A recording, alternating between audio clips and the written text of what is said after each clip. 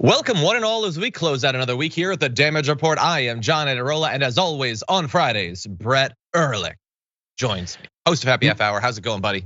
Oh, I'm so happy to be here in the neighborhood because it's just Friday. I was reminded that it was Friday when I woke up, and my wife, who like a child, just was like, "Wake up!" And it's that kind of exuberance. She's just like pushing you into the bed to get up. Like a friendly puppy. She tried to drag me out of bed because it was time. That's aggressive. And I did. I went limp. That's what you're supposed to do. Just go limp. Exactly. Just body weight. What time was it at this point?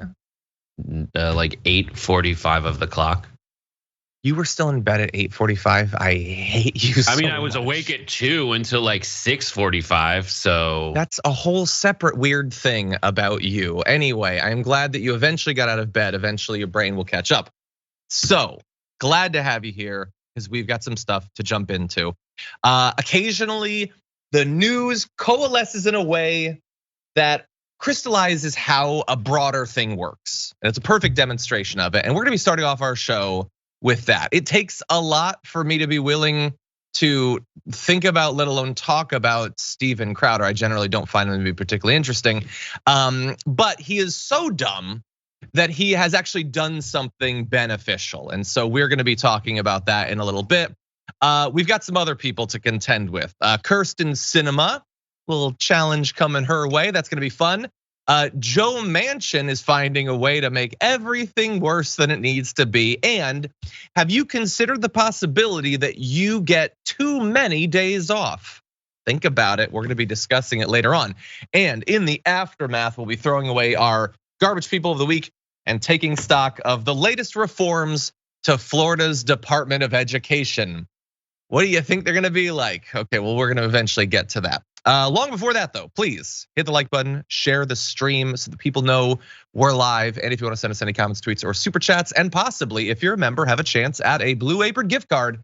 You can send us your insightful and funny comments and we'll read those as we go. And as of right now, live, we just passed a level 1 hype train. So keep it going. Anyway, with all that said, Brett, are you ready to start this thing? I'm a little conflicted in the meantime because I love that chicken from Popeyes. I'm just not in love with that chicken from Popeyes. I don't understand. I don't get what this is. It's just a random reference.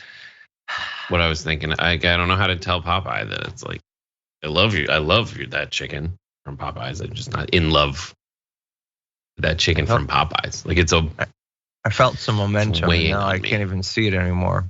All right, I guess 5, we'll talk about 4, 3, go. Big tech is in bed with Big Con. The people you thought, the people I thought were fighting for you, a lot of it has been a big con. Now, I'm specifically avoiding naming names or going after individuals in this video because I genuinely hope that those I'm addressing, and you know who you are, have a change of heart. Don't sign these contracts. I now know what you are signing out there. I have the luxury of not having to. Let me go through this. If any of the major platforms issues a content strike such that Crowder cannot be monetized on such platform, the fee will be reduced by 25%. And then another 20% of it happens on Apple. And then another 10% of it happens on Facebook. And then another 10% of it happens on Spotify. Okay, so we're gonna dive into this whole Steven Crowder contract Daily Wire thing. Steven Crowder has gone very far in his career, unencumbered by what would seem to be a handicap in the area of politics and news analysis, which would be being a complete moron. But finally, it's caught up to him because he knows enough about the grift that he's engaging in to know that he is supposed to constantly make himself out to be a victim, because the right loves that. And he's supposed to pretend that he's this independent figure fighting against some shadowy force in the darkness. But in pitching that, and that's what he's trying to make you think by saying like, they gave me a bad contract that I'm gonna be very vague about the details on, and probably no one will ever respond with more details that'll make me look bad. He didn't realize that he's also supposed to not reveal how much of a tapped in elite he is. He's supposed to desire to become rich by taking the money from poor conservatives, but not have them realize that that's what he's doing, and not have them realize that he is very much in bed with the elites that he pretends to fight, and is massively wealthy and has effectively nothing in common with the people that watch his programming. And in doing the one, he messed up on the other. So he's revealing like these contract details. He's finally leaving the Blaze or whatever. Apparently he had been there for 4 years. He didn't initially reveal who the contract was with, but it didn't take long for it to come out that it was the Daily Wire. He's lobbing massive accusations against a company. They're gonna respond. And anyway, he's saying that this contract contains unreasonable demands for control, immoral terms that punish conservative content creators, and multi-million-dollar penalties. Now already, if the contract can have multi-million-dollar penalties, it stands to reason that the contract is for at least multi-millions of dollars. And so that's not gonna necessarily end up looking good to poor conservatives when they realize that the thing that you're whining about and using to pretend that you're some sort of warrior against elites is a contract that would guarantee for you, even if all of the worst consequences that you're pointing out were to happen, 100 times more wealth than anyone watching your show will have from now until the day they die. So he shows off the contract. You can see a shot from it right here, pointing out completely unacceptable terms like, oh, if you so repeatedly and willingly violate the terms of service of the platforms your content is on, that your content can no longer be there and or it can no longer be monetized, we probably shouldn't have to keep paying you for that stuff. In his mind, that is not in his mind. I want to be very clear. In his words, that is slavery that he will be under. Many millions of dollars every single year. And he expects to get paid that even if his content can't go anywhere and the company making the contract, the Daily Wire, can't make a single cent off of it. So they're gonna respond and we're gonna get to that. But Brett, I want your thoughts. I just like, there's a lot of framing that you just laid out there that resonates with a progressive audience, a general, I would say politically minded audience, but it does not resonate whatsoever with right-wing audiences who all envision themselves as temporarily inconvenienced billionaires.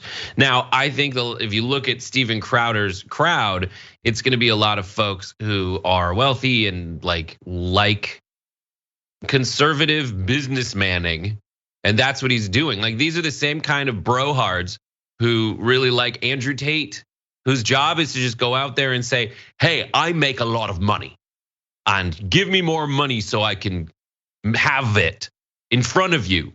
It doesn't need to make sense. So I think in exposing that, he also is just doing a negotiation. I think there's a lot of guys who watch this kind of content who are like, yeah, this is how you do a deal if you're playing hardball. And it is explicitly the flavor of not going through with a deal that you do when you have power and you're also trying to create your own media empire. And so that's what Crowder's doing. He's trying to tell everyone, hey, he might be exposing, hey, I'm angling toward having my own shingle, basically, the clams of Crowder, I don't know. And we're going to offer terms that are not like this. But I think he's at least set for in terms of content strikes, because in the contract it says that you don't, if any major platforms, for example, YouTube, I would just sign that because it doesn't say YouTube. If he gets a context, there is no YouTube, so he'll be fine. He won't be banned from YouTube. This is a really advanced deal sheet with tons of typos in it. Like this is obviously the first round and they're in negotiations. Yes, 100%. Now, once it gets to like the ban section, like again, the thing that he's describing is slavery. So if he literally can't post anything on YouTube, he'll lose 20% of his pay. I feel like that's nothing compared to how significant a drop in reach and monetization that I would assume would be. I feel like that should be worth more than 20%, but again, the deal seems pretty sure, and maybe it'll work. I don't know. It doesn't seem like the Daily Wire is liking it, as we'll get to, but maybe in the end that they'll love it, because again, like this is him as an independent person and them as an independent company dealing with, but they're tools of the same machine. Like they can do this little like it's like professional wrestling, the fights between them. At the end of the day, they weren't work for Vince McMahon. Almost literally, Vince McMahon is in those circles. So anyway, I'm sure that he'll end up being fine. And no, Brett, I do not anticipate that my read on this, or even as ridiculous as the entire thing, is going to get through to a lot of his fans. They self-select to a certain sort of audience that possesses some cognitive characteristics and not others. And I think they are quite well aware of the hold they have over the people who watch their content.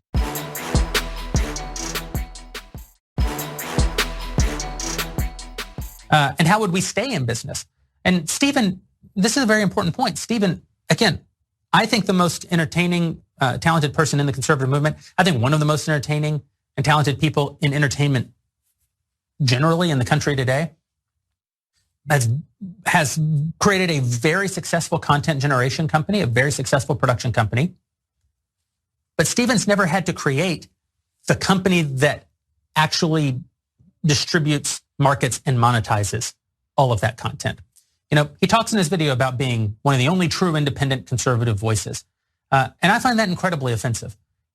Stephen, the whole time I've known him, has worked for someone else, has been paid by someone else. That doesn't mean other people tell him what to say. He's a very independent voice, and that's good. So is Matt Walsh, so is Candace Owens, so is Ben Shapiro, so is Michael Knowles, so is Brett Cooper. But Stephen, as much or more than any of them, a very independent voice. But he's not exactly a self-made man. And how little self-madeness there is to it. We're gonna get into more. Thank you to him for the shout out to Brett Cooper. That is the first time I've ever heard that name. I have no idea who that person is. I love that the long list of names that he listed are all independent thinkers that largely agree on virtually everything. Also, and this is where I'm really teeing this up for Brett to criticize me or whatever. Obviously, there are people who like Steven Crowder's content. I don't think anyone would doubt that. And I am sure that those people consider him to be entertaining, or else they wouldn't keep watching his show. I think that that's self-evident. The claim that he's one of the most entertaining people in the world, I get that the Daily Wire valued him. They were willing to give him, 1,000 times more money than he should ever rightly earn in his entire life to do a show of just alternating between making homophobic comments and then racist comments, and then misogynistic comments, and then Islamophobic comments. I understand that he can be an animated ball of racial grievances. I do get that, but one of the most entertaining people in the world. Can we just not exaggerate? Can we keep it on the level in this debate? We're talking about something real, Brett. What do you think? Watching that response is like when you watch the British House of Commons and they're like, my right honorable friend is a huge and just like, is as stupid as a boxcar or whatever British people say when they're mad at each other.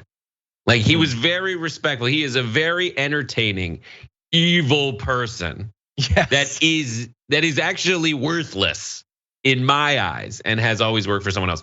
So specifically talking about these kinds of things, none of them are independent because none of them have a business model that strictly exists off money they make from people buying their product, right?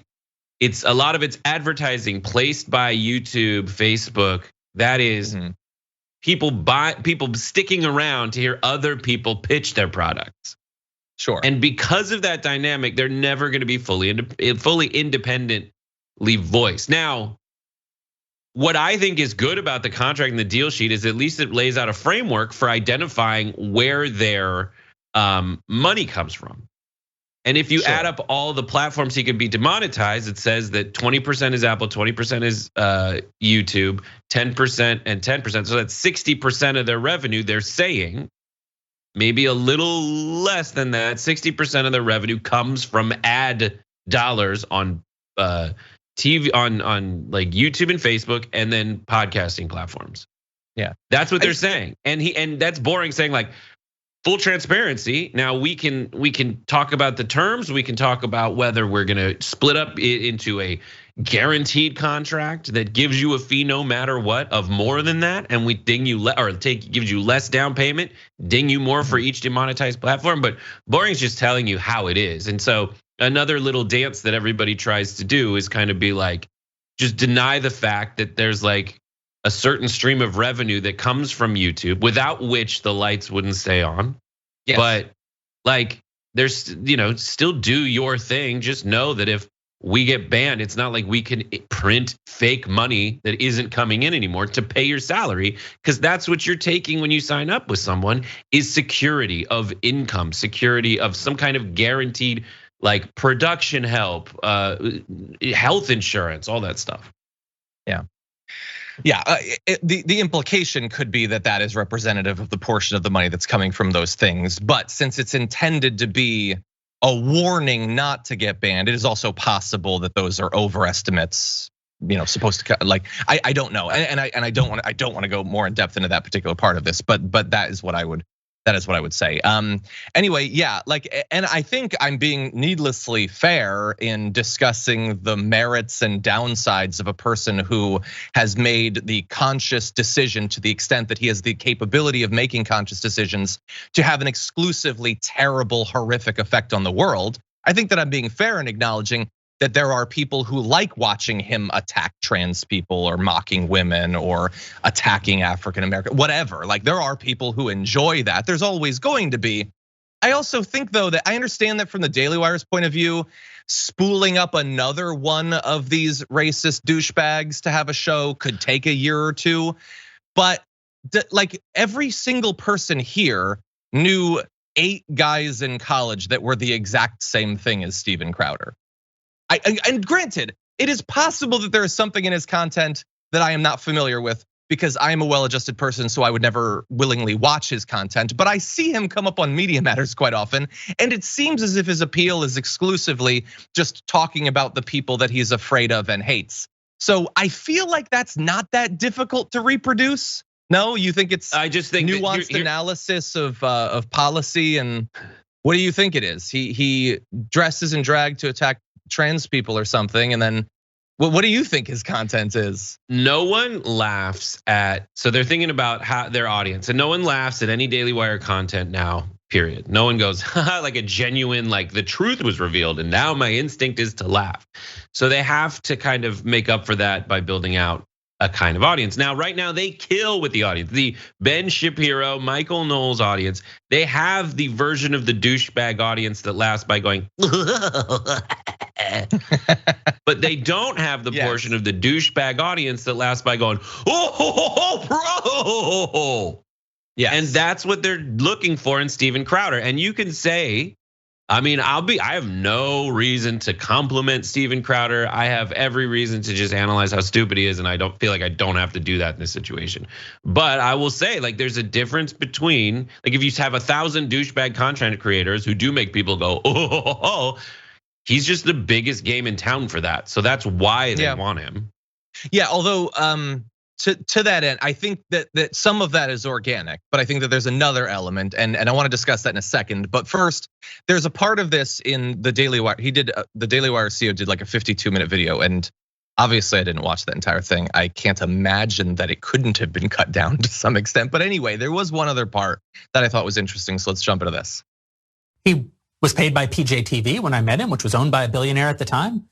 Then he was paid by CRTV for a number of years, which was owned by a billionaire at the time. Then he was paid by The Blaze, which was subsidized by a billionaire. And he didn't necessarily have to be profitable. And he doesn't know for a fact that he was profitable, because, as he has said very publicly, all those companies, none of them really shared all the information about what was happening with them. So Steven feels very certain that his show was always profitable, but he doesn't know that his show was profitable.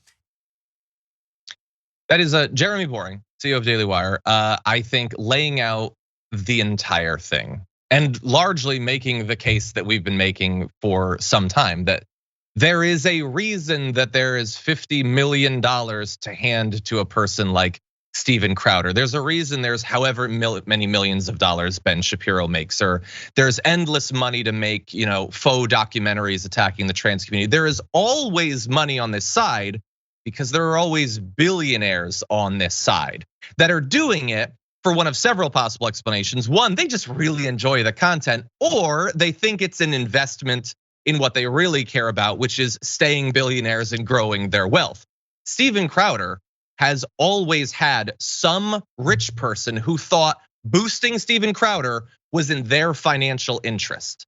And that is why I think you have to give some credit to them for building their audience. I don't think that if nobody liked it, there was any way that you could force people to watch it. But let's also bear in mind, that documentary that what's his face Walsh put out, they spent millions and millions of dollars advertising that.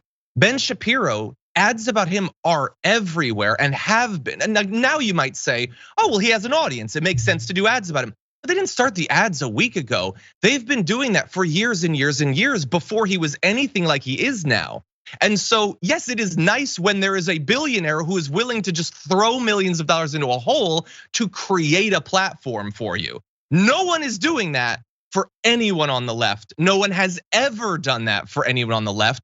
I am not sure that $5,000 has ever been spent to promote the damage report because we don't have a billionaire who's gonna do that. Now, that said, I am not saying that all of Ben Shapiro or Matt Walsh or Steven Crowder's audience is due to being created in a lab and then artificially boosted by millions of dollars. I think that that's necessary, it's a large part, but there is naturally an appeal to their content, and we talk about it pretty often. They know that there are people out there who want to be told that the worst aspects of them are the best aspects of them, that they never need to get better. They never need any more empathy or intelligence or curiosity or consideration.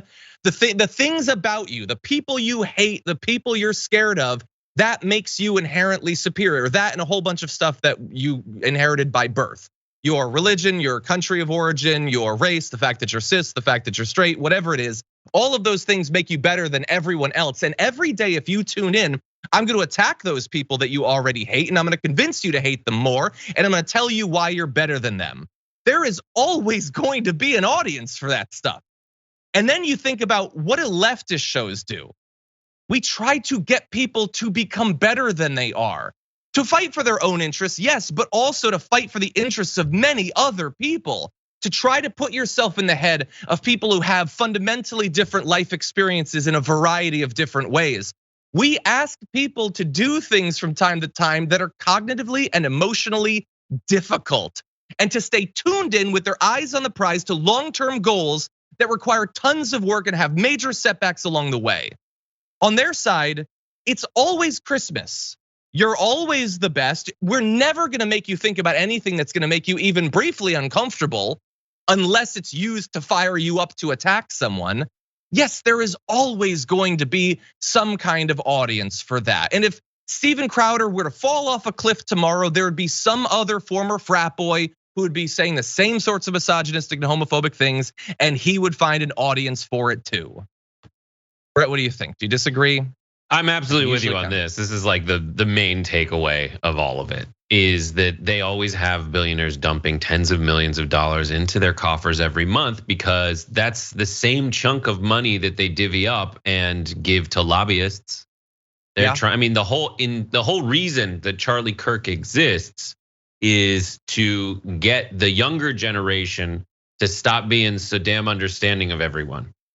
Yeah, and to get them to funnel more people into country clubs that can then, or just make people act against their own interests and support the super rich, and have some kind of BS excuse to claim that it actually helps them too as they go to their job. That it's no longer like a union welding job; it's just some kind of random thing, and get mad at football now. Like that's what they want.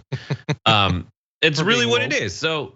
That when it comes down to the negotiations, now Jeremy Boring is trying to have his cake and eat it too, and he's trying to do the same thing to Steven Crowder. He's just mad. It's like when someone has dated other people and they won't date you, you're like, but here are all the reasons on paper why I'm the same as them.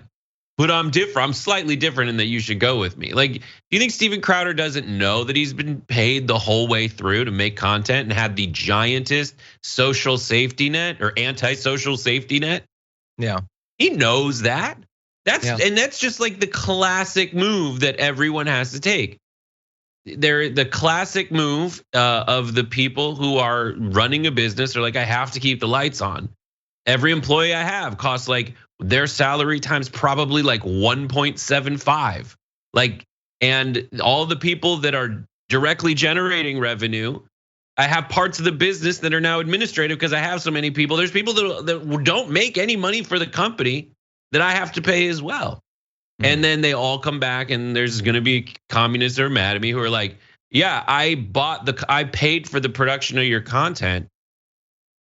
You tell me if the deal sheet we frame around that dynamic makes sense to you. If it doesn't, then move on. This is just an offer. And so Steven Crowder's trying to use that. You know, he's eaten from that hand his whole life, trying to just get big enough to get out of that orbit. And now that he has the potential to really thrive out of that orbit, he's doing what you should do in a negotiation, where you look at them and say, like, here's what I'm willing to accept, and it's not what you've offered me.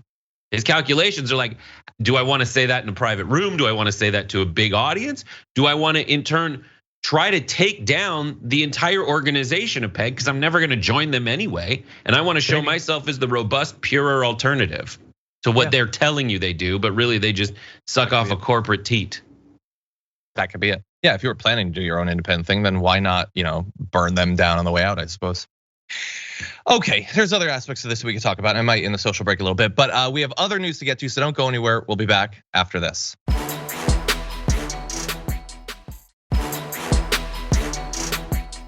Okay, everybody, we've got a little bit of coverage of some elections coming up that we're gonna get to, and some announcements that seem to be pending. And I'm not referring to the video that Joe Biden put out on his Twitter, which really seems like the prelude to announcing that he's gonna run again. But anyway, instead, we're gonna look at the other side of the aisle, starting with this. I got him elected, pure and simple. He would have never, if I said I wasn't going to endorse you, and I was close, there was no reason to go wild about endorsing him. So, now I hear he might want to run against me. So we'll handle that the way I handle things. We'll handle that the way I handle things. And according to sources behind the scenes, he has a pretty good idea of how that's going to be. In their words, he's going to, can I say this, Brett? I can say it, right? Yeah, I can say it. I don't think he's gonna kick him in the nuts. Now, that is a very Trumpian way to put it, and I have no doubt that there will be some rhetorical nut kicks coming, but I have to say, the information that his team is either leaking or intentionally putting out about the research they're doing and the kicks they're lining up for, for Ron DeSantis's panhandle is, I don't think it's as strong as they think it is. So I want to lay out some of the avenues of attack they're going to use, and then Brett and I are going to debate, are these actual nut kicks or not? So jumping ahead, he says Trump has talked to political allies about effective ways to pummel DeSantis on both personal issues, recurring concerns about his likability, and supposed charisma deficit. It's nice of the Rolling Stone to put supposed there, and policy matters. So there's personal, there's also policy, like DeSantis's hawkish foreign policy, trade stances, and COVID-19 posturing. So I want to start there because we have some more specific stuff we're going to get to. But first, he's not likable enough, and he doesn't have enough charisma. So I don't think that he's likable, but the right seems to like him, and generally, especially on the right, the likability thing is, I think, only successful when it's being used to bury literally any female politician, but also because they love that. But the charisma deficit, like, is that gonna matter? Trump has, from their point of view, charisma. Ron DeSantis is not as compelling of a speaker, but when he speaks, he uses the time to attack the sort of people that they want to have attacked. So does it matter that he doesn't have as much charisma? Brett, what do you think? I mean, Ron DeSantis does not have anywhere near as much charisma as Donald Trump. So that's a weird concept, charisma. Like, yes, in E.T. he goes zero charisma, and it's like this awesome bag that you don't understand when you watch it in 1980, whatever. And then you have to, when you grow up, you have to look up what charisma means. Well, I played Dungeons and Dragons, so I know. But anyway, so yeah, so likability, however, is something that Donald Trump also struggles wildly at. So most people would say, let's not attack him at something I'm weak at. That's kind of Donald Trump's go-to, is to say that I'm so strong while complaining something's unfair and I totally lost it. He's gonna do it in a Donald Trump way. The question is, how much of Donald Trump's mojo is still working? Yeah. So is he able to carry that off? Back in the day when he did his first round of debates in the first primaries when he was running in 2016, he just wiped the floor with all of those zero charisma D-bags. It was very obvious. And I think he could have done the same had Ron DeSantis been up there. Who knows? But I think a lot of this is absolutely, in my analysis, leaked intentionally by the Trump campaign to try to scare Ron DeSantis away. But Ron DeSantis is a lot smarter than Donald Trump tactically, for sure, as evidenced by the stuff that Trump admitted to. It's like, I didn't have to endorse this guy, but I found myself endorsing him. And he leaned into me when it was convenient, and he's going to lean away from me when it's not convenient for him to stay under Donald Trump's wing. And so that's obviously the political calculation, but they have to make the moves to see just how strong each one is. Yeah. If the plan is to scare him away, I mean, that's one of the reasons I wanted to talk about this, is that I don't know that this is particularly scary. Of all the things he's going to attack him on, you're not likable enough and you don't have charisma. Well, I mean, people are going to decide that in any election. Specifically attacking him for his hawkish foreign policy, maybe. It doesn't really strike me that DeSantis focuses particularly much on foreign policy, and why would he? He's the governor of Florida, but maybe he will as a presidential candidate. His trade stances, I have never heard him talk about trade. Maybe he does. His COVID-19 posturing, I find it to be annoying and terrible because it resulted in thousands and thousands of needless deaths. But the right has already shown that they love it. So I don't get how that's gonna work. He has one other attack though, specifically, he's gonna go after DeSantis for his stance on Social Security. So according to a campaign source, in a Republican primary, only Donald Trump could effectively go after DeSantis for wanting to cut Social Security. Trump has a track record of saying the right things on this issue, both in the general election and to Republican voters in a primary. DeSantis' record in the House on this topic is very much of the Paul Ryan privatized Social Security platform, which is just not where our voters are now. I think it is true that Donald Trump has been able to pretend to have positions on some of these big things that in the end he doesn't end up having. And I just wonder how much it's going to matter, because the Republicans in the House seem perfectly comfortable attacking Social Security. They don't think that it's gonna hurt them too much politically. So if it's just Trump and DeSantis on the debate stage, and Trump is attacking him, saying he's gonna cut Social Security, I like centering Social Security and other programs like that in a debate, but is that gonna be the sort of thing that breaks through? Ron DeSantis is a classic old school Republican Party coalition builder, and he's building the coalition in the exact same way that Paul Ryan would have sought to if he was not so like horrifyingly sterile. Which is the dirty politics of, all right, I'm gonna do the culture war that says the left wing is depraved and hates God and children, all these lies. But really the bread and butter, when it comes down to it, he's a policy wonk who really wants to put Ayn Rand's playbook in the works for the United States of America. And Donald Trump, and so as much as you say like they're fine doing that, the Republican Party seemed fine wanting to privatize Social Security back in the day. Yeah, that iteration of the Republican Party lost to Donald Trump for all the reasons folks who understand fundamentals of politics understand, and policy analysts and people who only work in the like hateful Twitter feeds of online discourse forget, which is don't touch Social Security. It's the third rail of politics for a reason.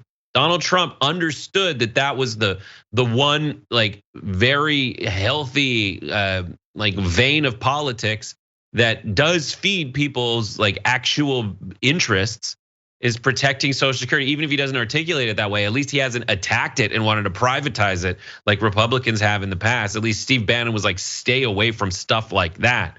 Yeah. And that's what he's going to just try to do. I mean, it really is this next run. If it's DeSantis versus Trump, it's the establishment Republicans wondering if they've filled the bag of sand perfectly enough to switch it in for the idol of Donald Trump.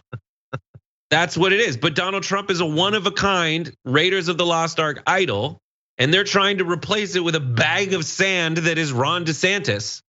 Yeah. And they wonder if any number of stupid anti-trans culture wars are going to fool the populace the way that Donald Trump has so naturally been able to fool them. I think it is, if it comes down to anything, and the interesting thing about if we have these debates is that I don't know that Trump is as good one-on-one in debates as he is when he has 6 people to attack.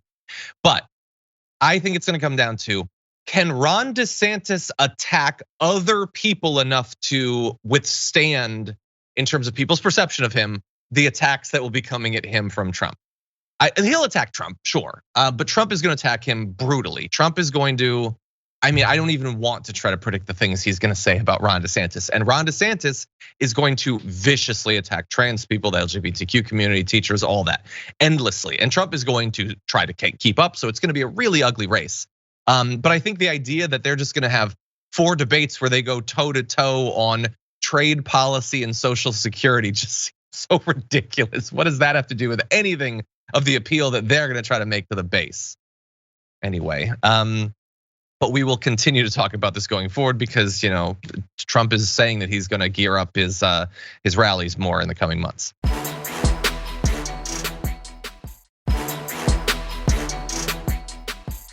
Okay, with that said, I want to jump into some of the domestic politics going on right now. Let's jump into the first video, C Block. I think what we have to do is realize that we have a problem. We have a debt problem. We're at 31.4 trillion of public debt right now. And all we're saying is, should we not make sure that we all recognize how we got there? So Joe Manchin, fresh off his high five with Kirsten Sinema at Davos, is saying, like, I'm just saying there's a lot of debt. And so when the Republicans are talking about Social Security, I'm not saying anything. I'm just saying maybe we got to work with them. But he has more thoughts on this. Here's what he plans to do. Let's take the trust funds, whether it's Medicare, Social Security, or Highway Trust. You can't let those go defunct as far as, and what we're saying is we have a trust act. And we would put different committees, bipartisan, bicameral committees together to look at each one of the trusts and come up with solutions of how you fix it. We're not getting rid of anything, and you can't scare the bejesus out of people saying we're going to get rid of Social Security, we're going to privatize. That's not going to happen. But we should be able to solidify it so the people that have worked and earned it know they're going to get it. And that's what we're talking about. And I've talked to Kevin McCarthy briefly about that. I'm going to spend more time to find out how we can bring things together. So Joe Manchin wants to help the Republicans cut Social Security and probably also Medicare and Medicaid. Let's be very clear about that. He's using a word salad to try to hide that fact. And he's trying to reassure you by saying, we can't be scaring people talking about getting rid of it. First of all, nobody is saying that you're going to utterly get rid of Social Security. We're just rightly scared about the things you will actually do.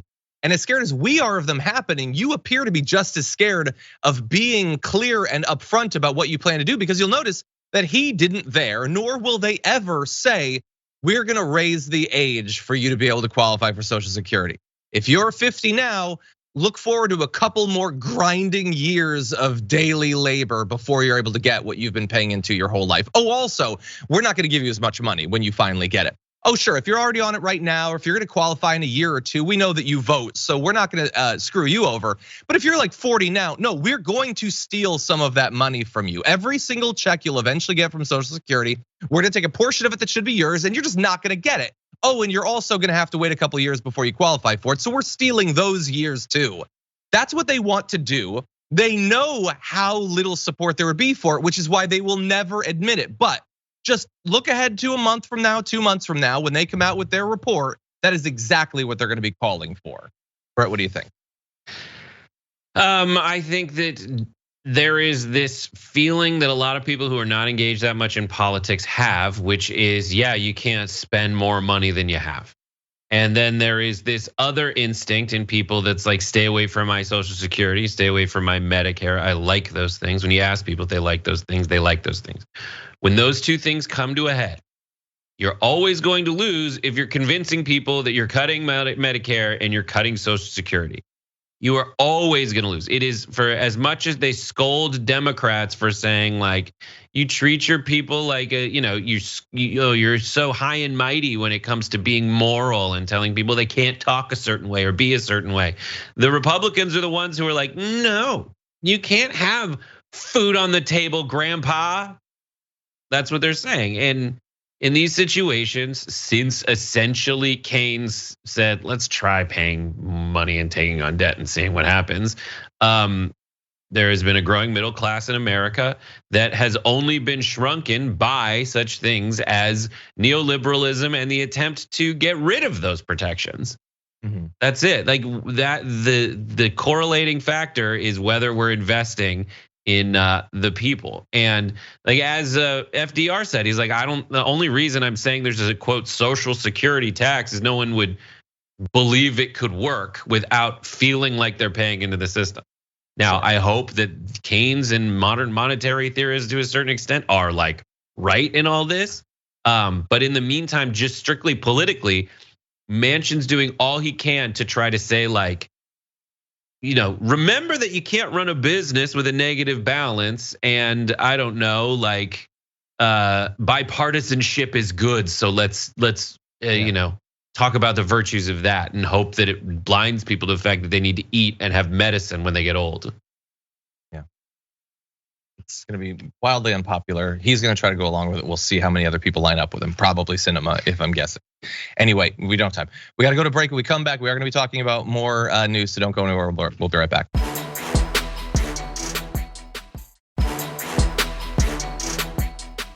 Yes, in this particular case, the Dragon has had a rough week and he yawns as his roar. No, I was trying to pawn it off. It was more of a stretch. It was like one of those. Okay, well, it was a good one. Okay, we're gonna get to both of these stories. We have very little time. Let me tee this up. A Republican state senator in North Dakota decided that with Juneteenth like potentially becoming a holiday there, it was time to address the elephant in the room, which is that all of you are lazy and you get too much time off. Take a look at this. I look at this perspective. As a small business owner, my frustration was always the day after Thanksgiving. And trying to run an enterprise and everyone, the expectation that they got up. And thus the questioning Senator Braunberger about, mandated. I guess I would, Mr. Varvel kind of pointed at that same thing.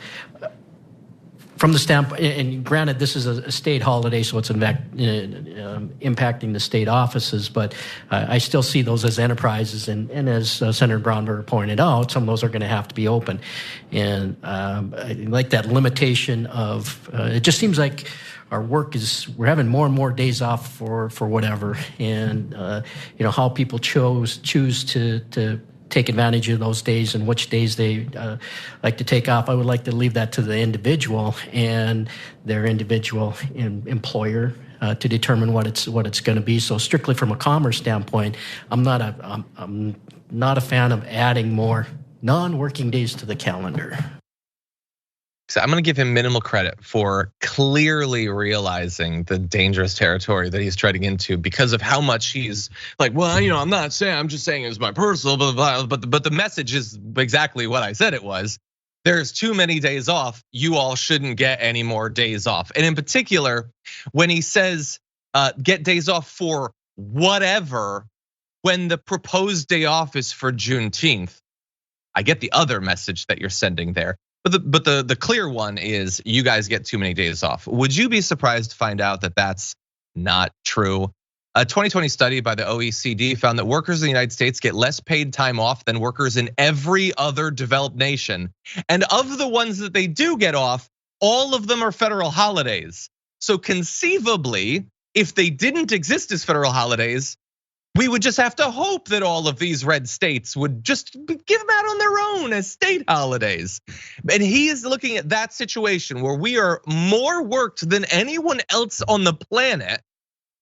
And you guys are lazy. You have it too easy, Brett. Yeah, like I would pick a different fight. I would choose President's Day. You know, like Independence. And I would say that Juneteenth is always a fascinating like pat on the back for something you never should have had to stop doing in the first place. Like you should not have had slavery. We stopped slaving people. Let's take the day off is a one way that he could have spun it. But I feel like ending slavery in America should be celebrated. There should not have been, nor should there have continued to be slavery in America. And your argument that we not celebrate the end of it is an argument sort of just from a base political standpoint that you were like, yeah, it's not that important. 100%. Yeah. It's just I love going from our first story where oh, by the way, Crowder was going to get 4 paid weeks off every year, and he didn't have to work Fridays, and he was paying $50 million anyway. To us, like, oh my God, you guys want a day off occasionally. I'm not saying anything. I'm just saying that you're taking advantage of the system. What I don't understand is why don't more politicians run on increasing the number? Like, why isn't that a thing? Like, for me, I think we should have 12 Labor Days a year.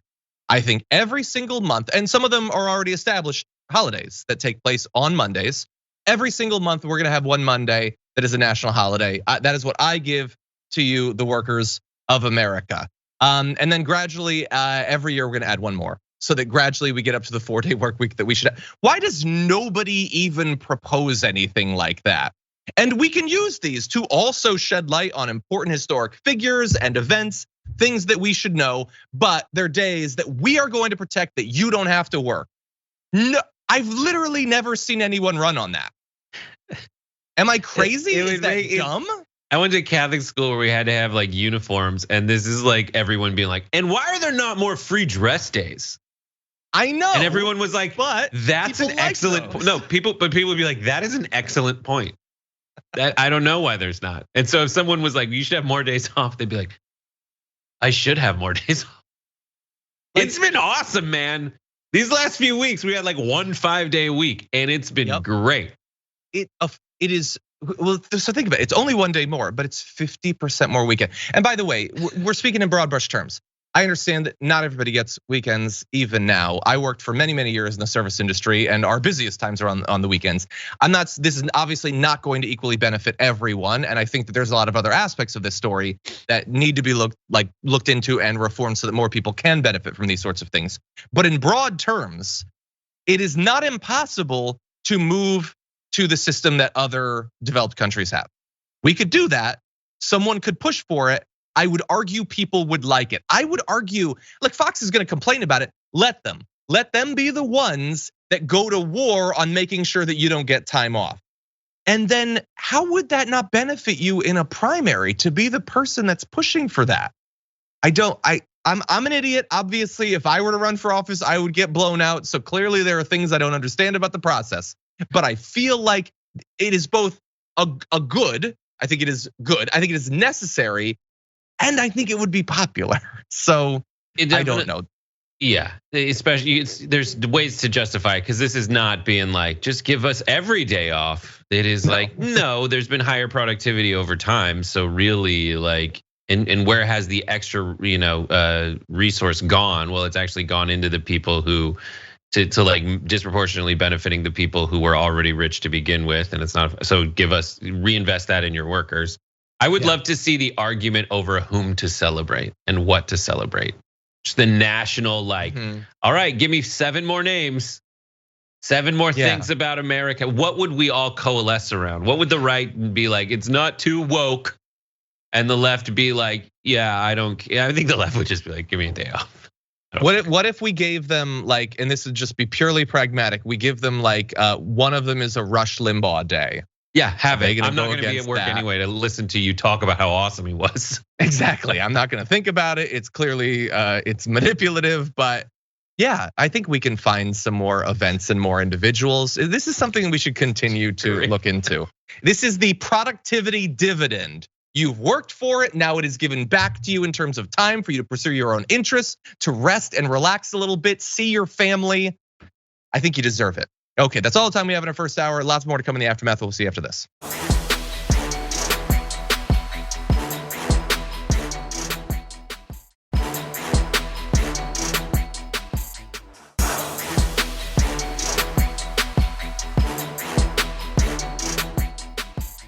Thanks for listening to the full episode of The Damage Report. Support our work, listen ad-free, access members-only bonus content, and more by subscribing to Apple Podcasts at apple.co/TYT. I'm your host, John Derola. I'll see you soon.